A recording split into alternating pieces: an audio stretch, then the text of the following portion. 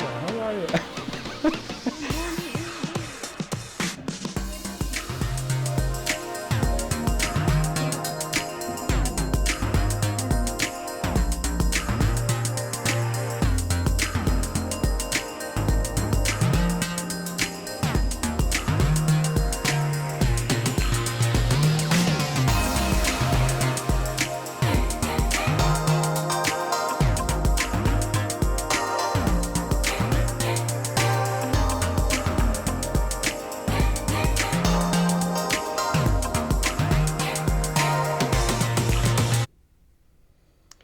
Good morning, America. This is Chef Denis from Hennepin Technical College, and this is Food What You Love with interactive design video production class, and we'll be right back.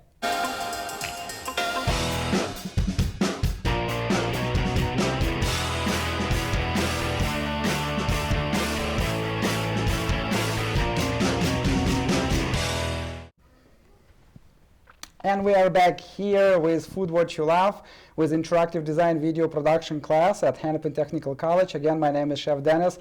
I'm glad to be here, and I have a very special guest here, Melinda Dorn. Thank you for coming. It's a pleasure, and we've been working together for almost a year. I believe we met about January last year, right? Yeah. Thank you for coming. Tell our viewers who you are, what you do, and what do we have going on in Hennepin Technical College. Well, Denis, thank you so much for inviting me to be here today, first of all, and thank you to all of Hennepin Tech College who have been so gracious in welcoming me to come for this last year and talk to your students about mental health in the food service industry. Absolutely. I am a woman in long-term recovery myself. I am now currently an LADC, which means licensed alcohol and drug counselor and peer recovery support specialist.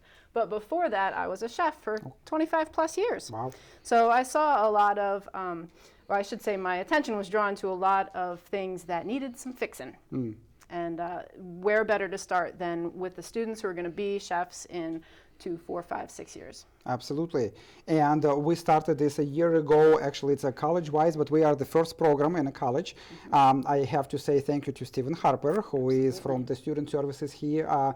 He started this curriculum program talking about mental health, talking about actually resources that the future professionals can actually take with them when they struggle. And there is a lot of struggles in our industry. And when we talk about industry, we're not only talking about culinary. We're not only talking about the cooks and maybe some servers or dishwashers. We're talking about the hospitality industry. We're talking about actually tough times that people have to go through. So yes, absolutely. Well, first of all, Hennepin Tech is very fortunate to have Stephen with you in the student career development office, because he recognizes, as I did, that the culinary arts, combine it with human services equals food services. Oh, absolutely. Right? We aren't serving robots in restaurants, we're serving humans. Yes. So those sort of topics of mental health and stress management and self-care, all of those kind of things are really important, and they've been left out of the programming for a lot of culinary schools for a long time. I do agree. But yes. Fortunately, he and I agree that this is an important topic to discuss with the students, how to maintain your cool so that we don't all become Gordon Ramsay, right? Well, yeah, it's a TV show, of course, but at the same time, I worked at so many kitchens, and I've seen so many chefs that cannot control their anger, cannot control, they scream, they yell, and I probably have to admit to a certain degree, when I used to be in the industry, and I probably was there myself too, so, and it's hard, and you have to come to realization sometimes that you need to control yourself, and actually the happiness around the kitchen, and the quality of the food, and the results rely on you. Yeah, so. Absolutely. Well, speaking of food, we're going to be doing a demonstration here later in our talk on how to create a low stress creative dessert for Christmas. But I want to circle back around to what you just said, because it's true. A lot of people walk into the restaurant industry, they come into the back door. There's very low barriers to employment in the restaurant industry. We have a lot of people who are returning citizens coming out of incarceration. We have first-time job holders who've never had positions before. There's no background checks, there's usually no drug tests. So we have a lot of people walking into the restaurant industry with some unresolved family trauma. Yes. And they come into the restaurant and they kind of recreate that family that they had in their households in the kitchen. So we have the tyrant, we have the king baby, we have the lost child who's just head down doing their work, right? And what I love about what I've witnessed you and the other culinary instructors here do is you create this environment of psychological safety for your students so that no matter what they're coming into the classroom with, you meet them where they're at and you help them think like a chef and think like who they want to be as a person when they're done here. You don't just teach them chop, chop, chop, soup, soup, soup, sauce, sauce, sauce. You teach them about what kind of people they want to be. And I have to say thank you so much and for noticing that. That's exactly our goal, to create the people that's ready to go into the industry, because we have so many examples of great chefs struggling. And what we've noticed in the past is that the students do know this chop, chop, chop, you know, sauces and recipes and everything, but when they come out into the real world, they really do not know how to cope with the stress. And oh yeah, we do, believe me, we do first semester, especially first couple semester, we really focus on chop, chop, chop and, you know, on the mise en place and actually the product. But then when they actually, especially when they come to third semester, we want them to run the restaurant. We want them to run the kitchen and experience everything firsthand. So thank you for joining us and helping. What do we do during the classes when you actually come to us? Can you tell us a little bit? You know. Well, when I come, we have recently been going through a curriculum which was put together by an organization called not9to5.org. It's out of Canada. And they've done a really great job of collecting testimony from chefs who've been there. Yes. So they've struggled with anxiety, they've struggled with depression, they've struggled with substance use disorder. And so there's some video footage on there that allows the students in your classes to kind of identify with, oh yeah, me too. I didn't know it was okay to talk about this, right? And I say we get better by killing this stigma around talking about things, first of all. But then, you know, we also give some self-regulation techniques, mindfulness exercises, and relational soft skills sort of things. Again, back to the human services being combined with food services equals the hospitality industry. And I have to tell you, I mean, we have a lot of comments coming from our current students that went through this program. So and I even see the results because they can manage their time better. I think a lot of times we have students coming to our classes with all kinds of backgrounds, and sometimes like you said and I said before, working in the kitchen, it's kind of working together. We kind of become like a family. We know sometimes too much about each other. So and people now know how to, students especially, they realize they can control it. They can basically take care of their feelings better, and a lot of stuff at home can get processed better. So thank you, definitely. Yeah, absolutely.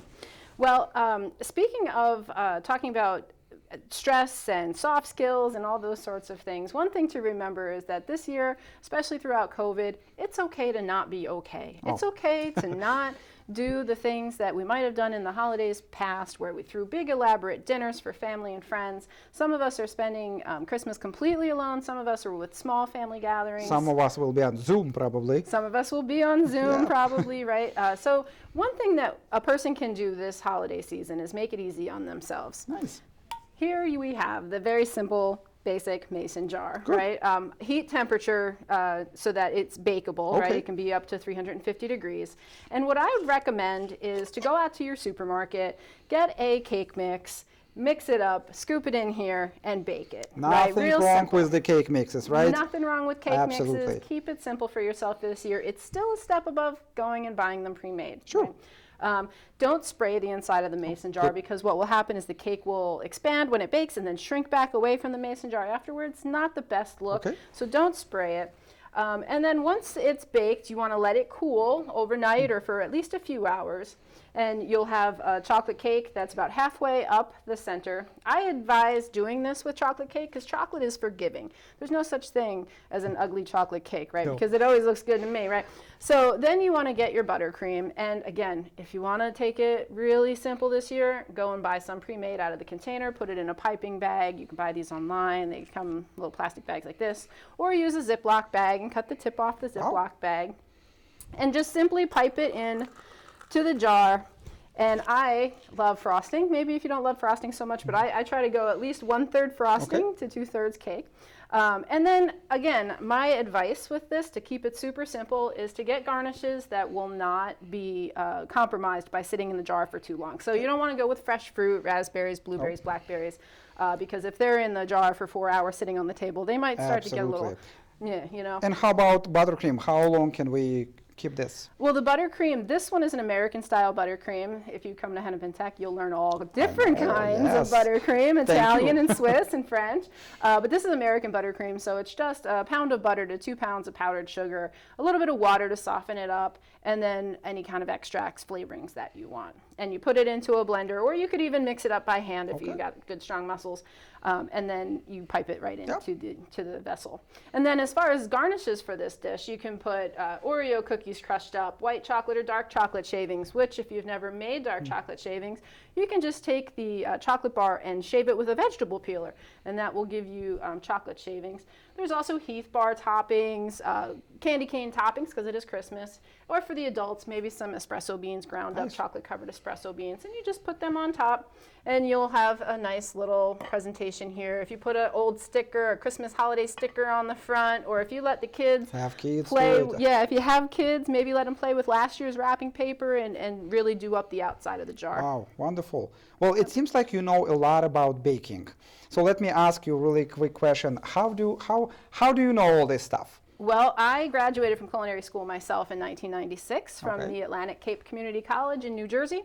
And then I went on to study European pastries and chocolate in Switzerland. I've been around, let's just put it that way. I won't read you my bio, that's kind of boring. But what I will tell you is that this Christmas, what I'm doing is I'll be hosting online support groups for chefs who may not be spending time with their families or their restaurant families this year. And one of the places where you can find me is on chow.org. Chowco.org is an organization out of Denver, and we host a Monday night meeting where we talk about a topic relevant to chefs. You could also find me sometimes at a Ben's Friends Hope meeting, which is a sobriety-focused meeting for chefs in the restaurant industry. You won't find me at not9to5.org, but you will find that class that I was talking about where they have the online curriculum. You can learn about anxiety and depression and hear testimony from other chefs. And then the Burnt Chef Project is from overseas in the UK, and they have resources as well for people who are struggling with anxiety, depression, substance use, trauma. That is wonderful. Well, thank you so much for coming here. Thank you so much for sharing your knowledge. Thank you so much for sharing those ideas, definitely, with all of our viewers. And I would like to say special thank you to our interactive audio and video design production class. They did a great job, and the whole season, today is the last time we're coming out in this year. It was wonderful Food What You Love fall semester 2020, and I really hope that we will have 2021 season coming back in January. Thank you so much again. I would like to say happy holidays. Stay safe, and again, thank you so much. Happy holidays to all of you. This is Food What You Love. Have a good day.